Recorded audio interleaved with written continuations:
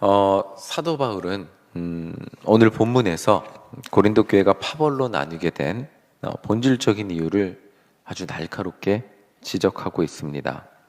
고린도 교회는 바울파, 사도 바울파, 아볼로파, 베드로파, 예수님파로 이렇게 나뉘었는데 재밌는 사실은 교회 분쟁이 이런 경우들은 있잖아요. 뭐 어떤 목사님과 장로님이, 제가 미국에서 실제로 경험한 건데, 목사님과 장로님이 서로 분쟁이 생겼을 때 그 분쟁을 지지하게 되는, 파가 나뉘게 되는 그런 경우들이 있는데, 사실 이 고린도 교회 분쟁 가운데는 사도 바울과 아볼로, 베드로 사이에 문제가 없었다는 것입니다. 이 파벌은 나뉘었는데 사도 바울과 아볼로 그리고 베드로끼리 뭔가 심각한 분쟁이 있어서 교회 안에 파벌을 만들고 그 파벌을 통해 상대 파벌을 제거해야 되는, 사도 바울이 아볼로를 제거해야 되는 뭐 이런 심각한 문제들이 없었습니다.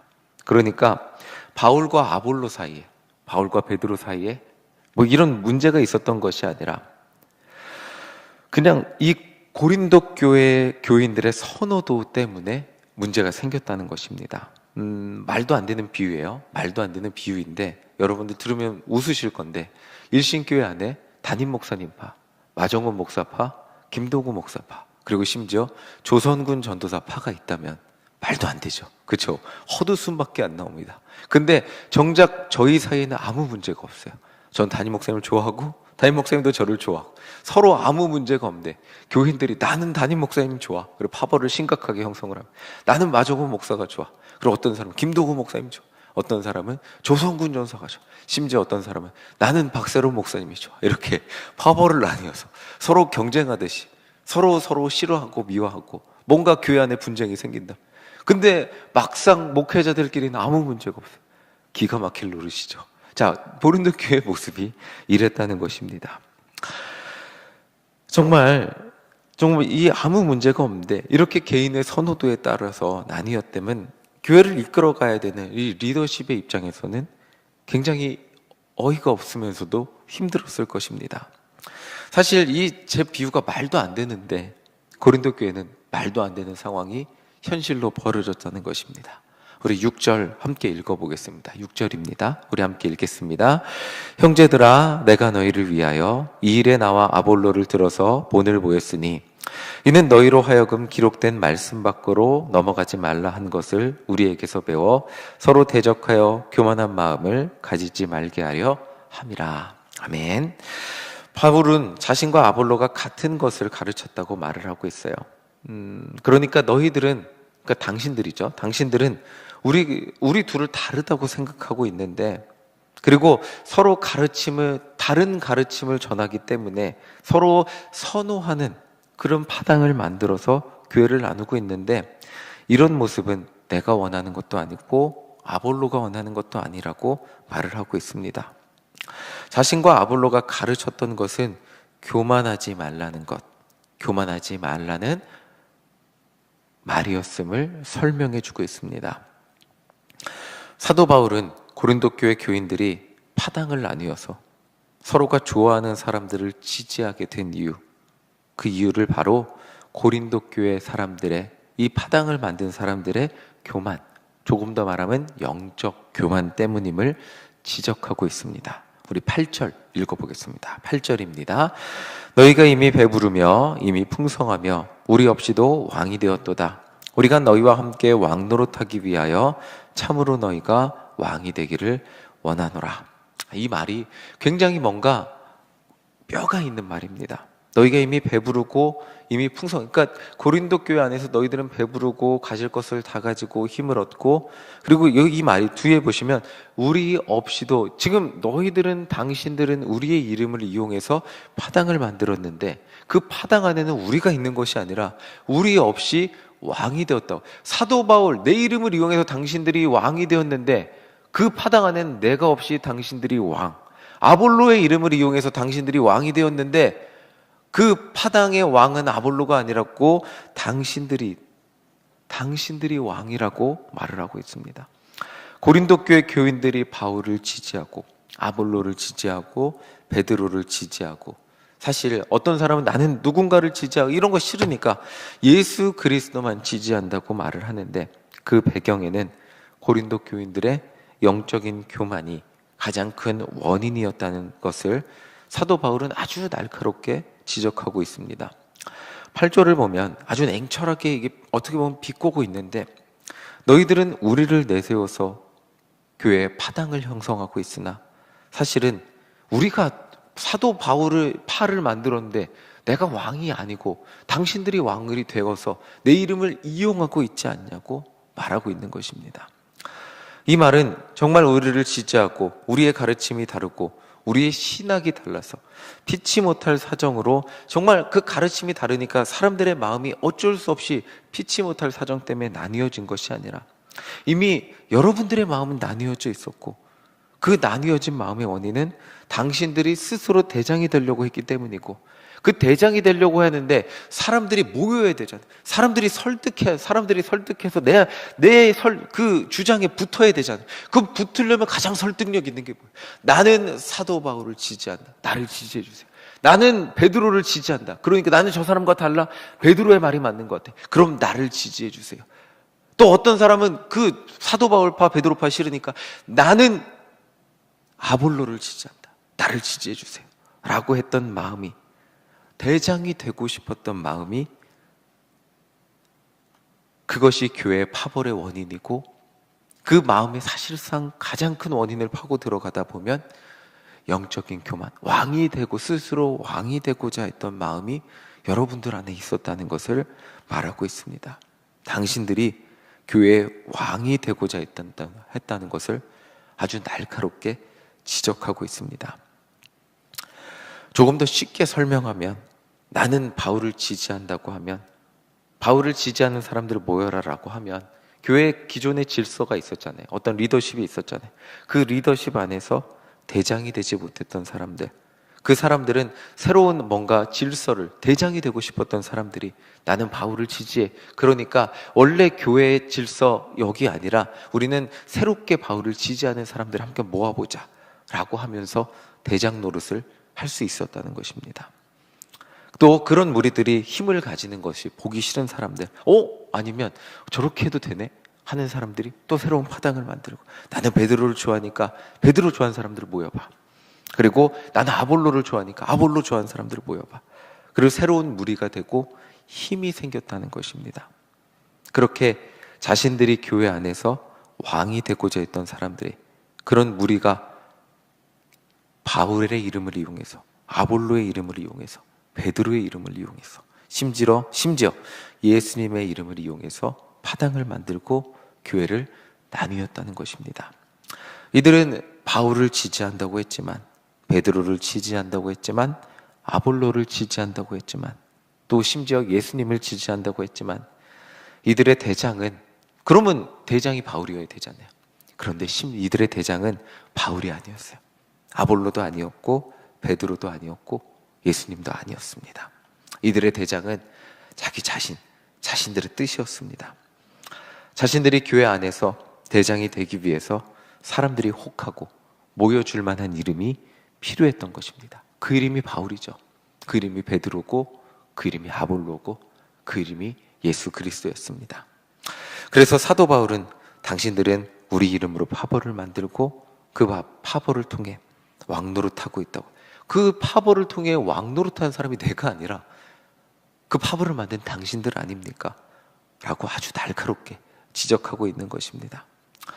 그래서 사도 바울은 아주 이제 진심으로 예수님을 온전히 믿는 사람들이 왕이 되는 것이 아니라 아주 반대의 모습을 가지고 살아가고 있다는 것을 말해주고 있습니다. 우리 9절 함께 읽어보겠습니다. 9절입니다.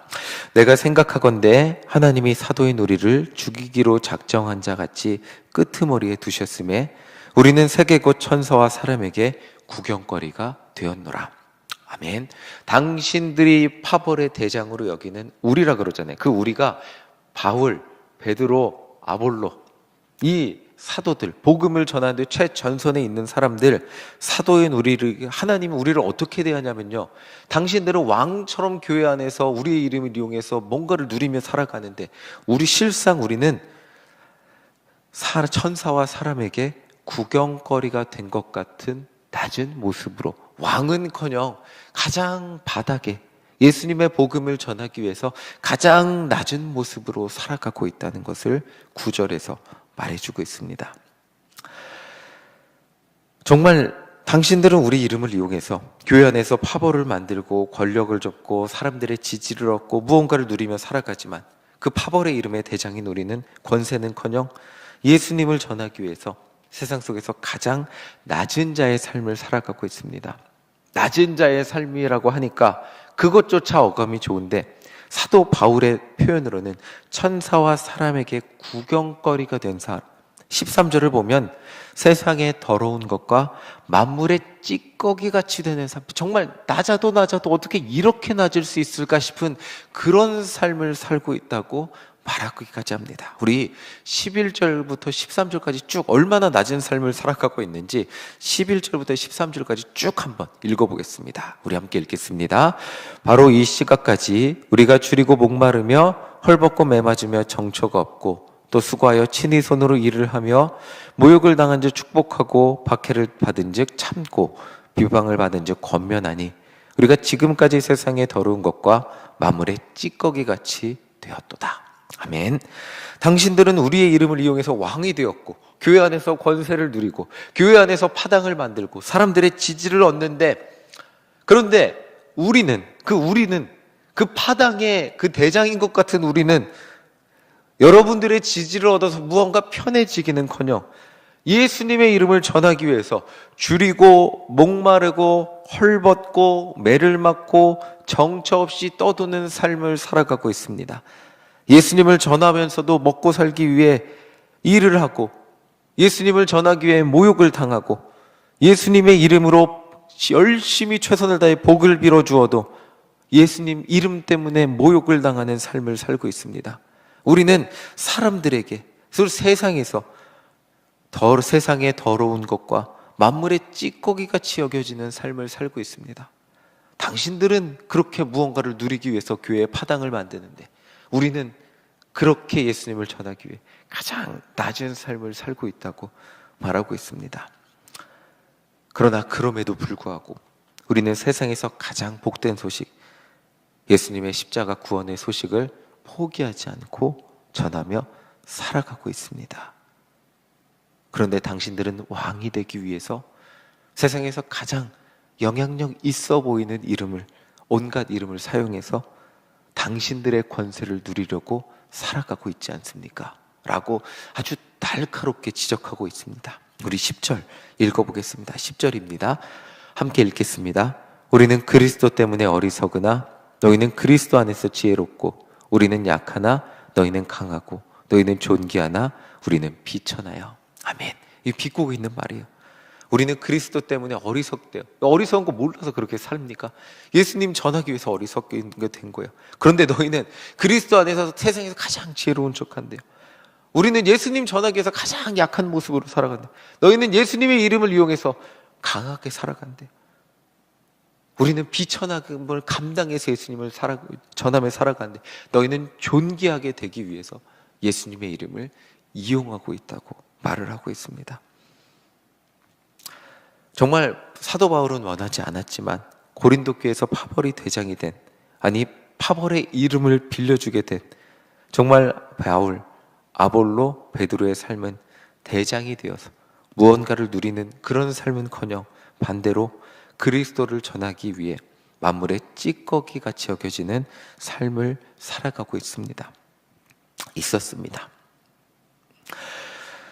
그러나 고린도 교회에 파벌을 만든 사람들은 교회 안에서 스스로 주목받고 사람들의 마음을 얻고 사람들의 지지를 얻기 위해서 스스로의 마음, 왕이 되고 싶은 그 마음 때문에 파벌을 만들었고, 사실 그 마음을 중심을 보면 예수님이 중심이 아닌 자신들이 왕이 되고자 하는 마음이 그들 안에 가득했다는 것입니다. 전에 제가 한 교회에서 경험한 일이에요. 새로운 전도사님이 오셔서 담임 목사님이 이렇게 전사님 이렇게 하시면 됩니다 알려드렸어요. 그리고 이렇게 하라고 몇 번 이야기를 했는데 전사님이 하질 않아요. 그래서 담임 목사님 그리고 교인들도 교회에서 원래 하던 게 있는데 이렇게 담임 목사님 말씀하셨는데 왜 안 할까 의아해하면서도 전사님이 계속 고집을 부리시고 하니까 굉장히 힘들어했는데 어느 날은 담임 목사님 불렀어요.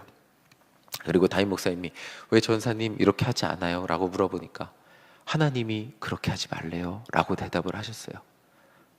네, 하나님이 그렇게 하지 말래요 라고 대답을 했습니다. 근데 그 말을 한 순간 교회 그 전도사님이 담당하고 있는 부서는 둘로 나뉘게 됐습니다. 원래 담임 목사님 말씀대로 해야 된다는 파와 그리고 하나님이 전도사님께 말씀했는데 왜 핍박을 하느냐는 파로 둘로 나뉘게 됐습니다. 남의 이야기를 들으니까 뭔가 좀 보이시죠? 결국 그 부서는 전사님 사임하게 됐고 그 전사님을 따르던 사람들도 교회를 다니지 못하고 떠나게 되었습니다. 교회 질서가 그렇게 무너지게 되더라고요. 참 슬픈 이야기지만 그런 일을 경험하게 되었습니다. 우리 안에 뭔가 내 주장이 있고 내 생각이 있고 내가 원하는 바를 교회에서 설득하려고 하던 많은 순간 교회 안의 분쟁은 내 말이 맞으니까 내 말을 인정해줘 라는 것에부터 시작을 하게 됩니다. 그러면 나를 지지하는 사람들을 모으게 되고 나를 지지하는 사람들은 누군가가 하는 말을 반대하는 입장을 공동의 입장을 만들어내게 됩니다. 그러나 그 순간 너무나 안타까운 것은 교회는 하나가 되지 못하게 된다는 것입니다. 그리고 사도 바울이 오늘 그 안에서 가장 냉철하게 지적하고 있는 것은 거기 안에는 자신의 주장을 굽히지 않는 그 안에는 예수 그리스도가 계시지 않고 자신들이 왕이 되고자 하려는 마음이 그 안에 있다는 것을 너무나 냉철하게 말하고 있습니다. 결국 우리 안에 교회가 하나가 되어야 하는 이유는 한 가지입니다. 예수 그리스도가 우리 안에서 왕이 되어서 교회의 몸이신 온전한 교회를 온전한 모습으로 세워가는 것, 그것이 우리의 사명이기 때문입니다. 교회가 하나가 되어야 하는 이유는 바로 여기에 있습니다. 예수 그리스도의 몸을 온전히 세워가야 하기 때문입니다. 내 뜻과 내 생각과 내 주장과는 달라도 정말 그리스도의 하나님의 뜻이 이 교회 안에 있다면 내 생각과 내 주장을 잠시 내려놓고 우리가 한 마음이 되어서 나아가야 하는 것, 그때 하나님의 뜻이 예수 그리스도의 몸된 교회가 온전히 이루어지고 하나님의 뜻이 우리 교회를 통해 온전히 이루어지기 때문입니다.